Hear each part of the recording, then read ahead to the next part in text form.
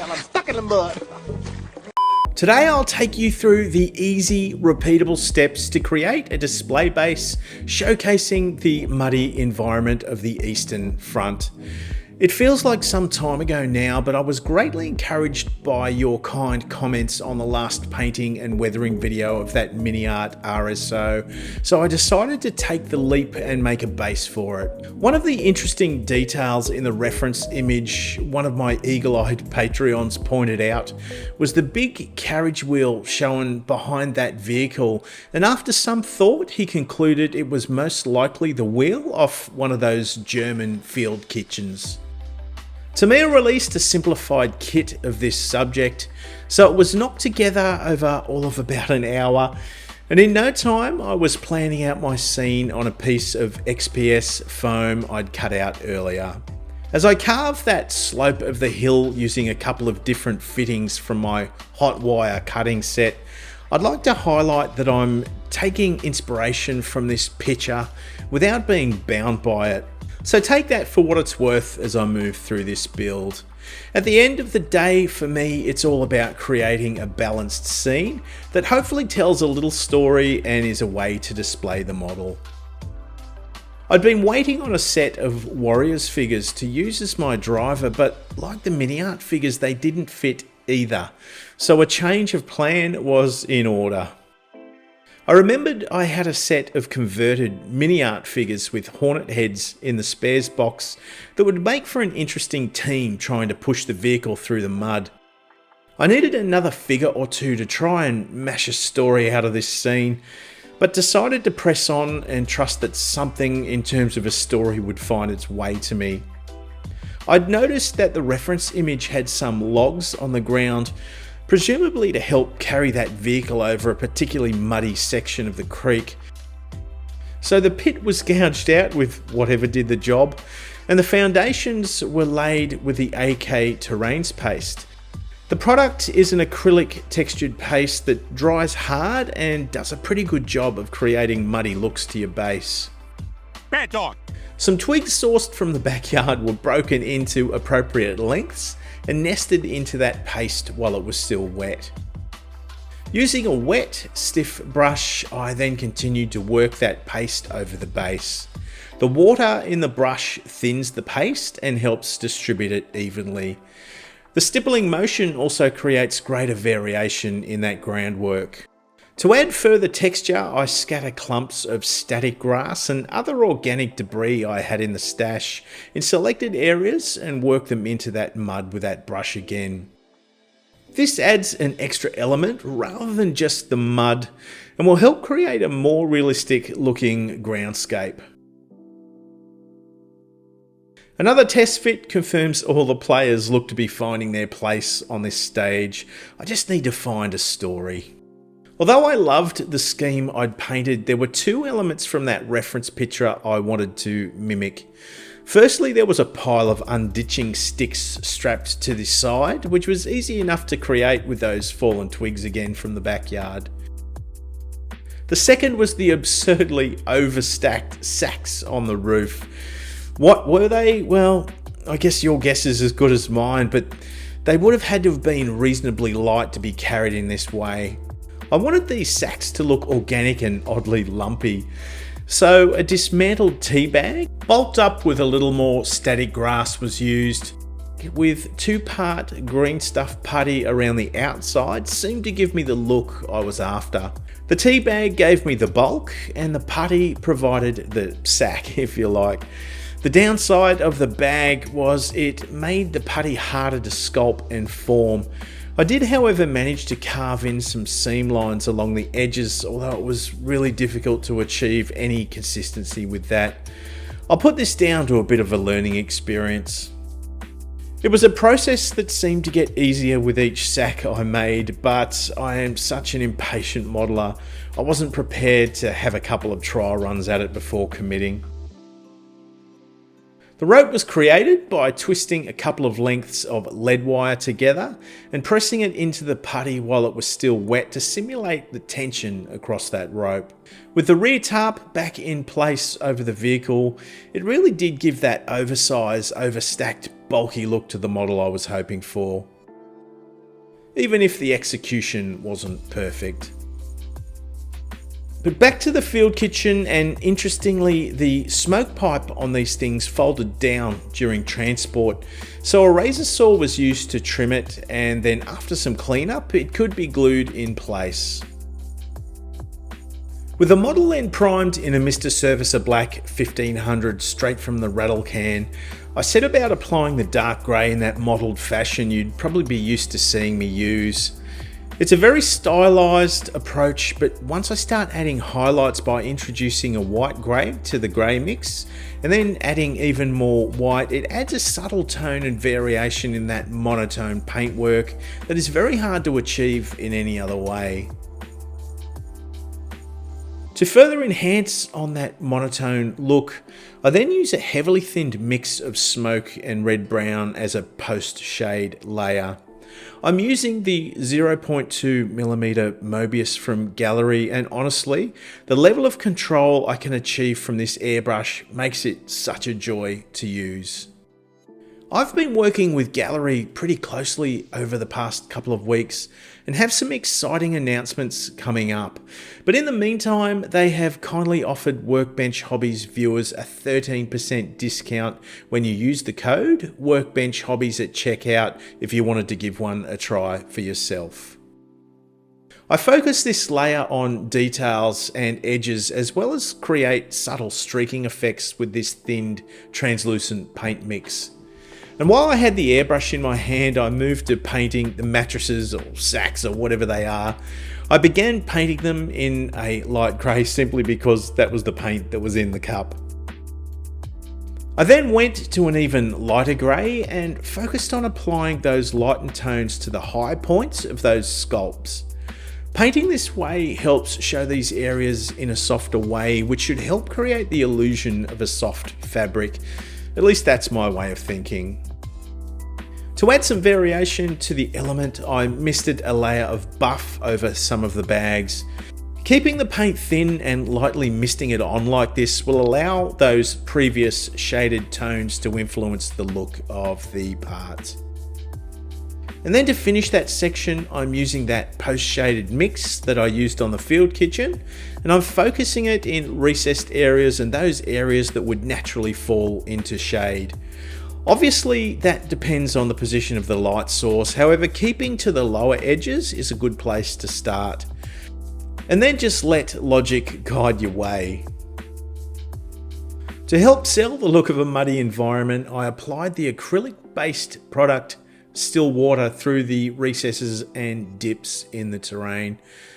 I tried to stipple it over the mud to introduce the glossy look of wet mud, but that was a bit of a mistake because agitating it created micro bubbles that would need to be addressed at a later stage. I'm also able to colour that still water product with a tiny drop of brown acrylic paint. I'm hoping to create muddy puddles, however I suspect the colour will need some refinement as it looked more like a milky tea than a puddle of mud.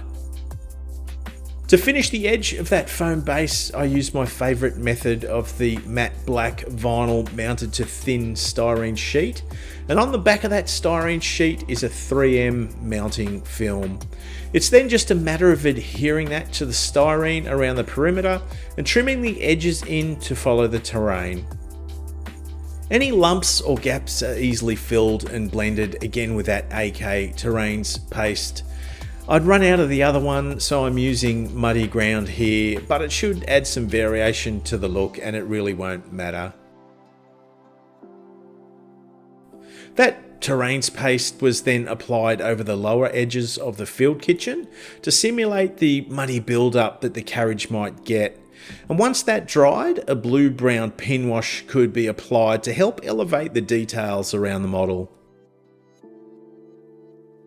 The pipe was treated with enamel rust streaks and light rust. The paints are wet blended and will work with the iron colour beneath to create that look of a lightly corroding sheet metal pipe. And again with the Terrains paste product, only this time I'm using the snow sprinkles version to create the look of melting snow. This is applied in the same way as the muddy paste, only in a far more refined and controlled way. The edges of the paste can be softened and blended using a brush and water. However, I find this snow product tends to become less prominent once it dries, so you may need to consider multiple passes depending on the look you're going for. I really like the pops of the white against that muddy ground, and it helps break up the terrain and will help the vehicle make sense once it's in place.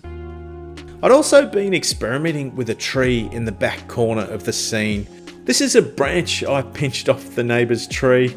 The colour was perfect and the shape added drama, and again an organic element which helps add a sense of reality to that scene. It's hard to show on camera, but hopefully you get the idea. Even though I was creating essentially a muddy, messy terrain, I couldn't help the urge but to add some winter grass tufts and foliage to create some organic warmth to the scene. These are all just pre-packaged foliage available at most hobby outlets, and they were attached with a spot of white glue. The puddles were addressed using a darker colour brown mixed in with that still water product. That's the beauty of this product, is that you can build it up in multiple layers and create some depth in your water effects. Now back to that story. I'd had this idea to have the guys all trying to push this thing out of the mud, but the driver blissfully unaware and being completely unhelpful. The title would be Gunther Never Was a Team Player. The figure was from Masterbox and was quite nice out of the box, but was enhanced with an Arto aftermarket head. Figure painting for me can either be amazing or an absolute disaster, with no seeming reason for such fluctuation in results. Nothing helps create a standard for a figure than the face and the flesh tones, and this is a part of the process I actually enjoy. I'm using the Andrea set of acrylic flesh tones, and start from the deepest tone and move my way through the lighter tones included in that set. By keeping the paint wet and not overloading the brush, I'm able to work in small areas of the face so as not to completely cover over the darker tones beneath. Keeping that paint wet will tend to make it more translucent, which will help in blending the gradients, but it also means multiple passes are often required to achieve a noticeable effect. I use the same techniques with the uniform, building the colour from dark to light, gradually building the lighter colours up to the raised areas in those sculpts. Details like the belts and the collar can be brush painted, and then the figure is sealed in a VMS matte varnish. I find that matte varnish also tends to soften the look of the figure and can help settle the look of the gradients you've just painted.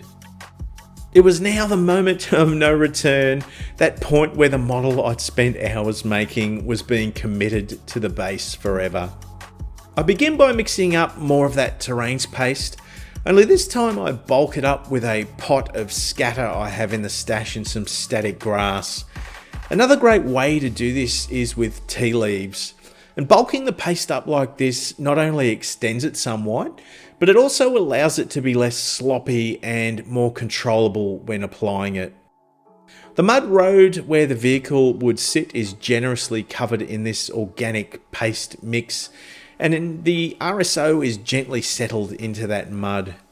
Any gaps or inconsistencies around the tracks are tended to with a brush and adding more of that paste to the area. It is also added around the track sections to integrate that mud look across the whole area. Once the terrains paste dries off, it will set like concrete, and the vehicle will be safely connected to this setting. The figures are also set in place using the same method. Being a wet and sloppy mud environment, it would be completely appropriate to have their boots swamped with this mud. After everything had around 24 hours to dry off, further variation is added to the mud tones with selected enamel washes using fresh mud.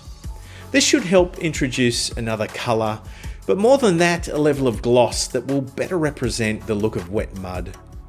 And one last element to the story, and perhaps the reason Gunther was distracted, And that was a small 3D printed animal I'd pulled off Colt's 3D. And a top up of the puddles with the still water and the wheels of the Field Kitchen brushed in that product to help sell the look of wet wheels, and this little diorama was ready for inspection. I always seem to have to force myself to follow through with these bases because I find the whole process quite foreign, but I'm always glad when I do. When I get to the end of a build, there is that burning temptation to crack open the next box and sink my teeth into the next subject, and the thought of starting the base has that feeling of having to start all over again. At least for me it does. I think as armour modelers we set ourselves an expectation that we should also be proficient landscapers and diorama modelers, but that is rarely the case. These are two completely different disciplines that should be treated as such. I think that is why I shy away from these stages, because I guess as humans we tend to avoid the things that make us uncomfortable. In saying that, there was really nothing too tricky about these techniques, so I would urge you guys to jump in and have a go if this was something that interests you. Creating a base like this isn't nearly as scary as it might look, and is the perfect opportunity to extend our skills and help the viewer understand a little more about the model we are presenting by having it shown in context. But what do you guys think? Do you stop short of the landscape base or diorama? Does the thought of making them feel a bit much? I'd love to know, so let me know in the comments down below. Next week, I'll be finishing off that awesome gun truck before sinking my teeth into something I know you guys are going to love.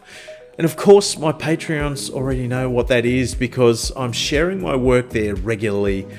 I also love seeing and sharing their works here with you. So if that's something that interests you, be sure to check that out. And I want to give a massive thank you to Matthew Payne, who came on this week as my latest killer kangaroo.